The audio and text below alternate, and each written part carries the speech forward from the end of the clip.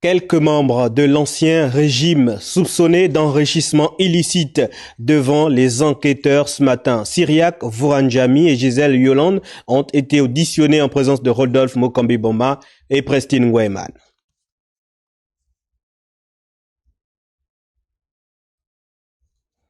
Une délégation de TNC. Les premiers arrivés sous bonne escorte militaire sont Cyriaque Vouranjami, ancien directeur de cabinet politique d'Ali Bongo Ondimba, et Gisèle Yolande Mombo, ancienne DAF de la mairie de Libreville, sortis tout droit de la prison centrale de Libreville pour subir leur première audition ici à la Commission nationale de lutte contre la corruption et l'enrichissement illicite, totalement quadrillée par les éléments de la gendarmerie nationale à cause de la sensibilité de la circonstance.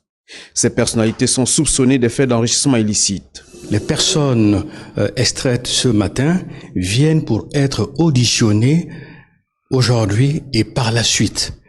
Relativement aux soupçons de corruption, d'enrichissement illicite et d'autres infractions annexes ou connexes à ces précédentes infractions à caractère financier. À titre de rappel, la commission a essentiellement 3 missions.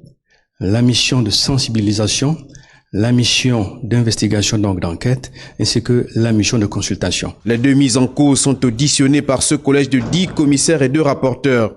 Chaque prévenu est pris individuellement et à tour de rôle, ils sont confrontés aux enquêteurs de la commission qui s'est d'ailleurs auto-saisi la situation.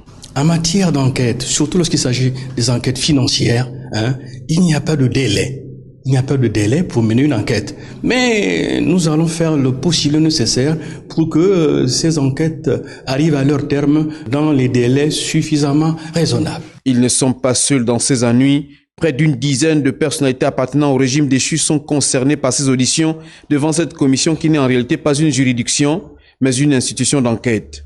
Nul ne sait quand ces auditions vont dévoiler leurs résultats, mais les preuves rassemblées serviront au procureur de la République pour d'éventuelles poursuites judiciaires.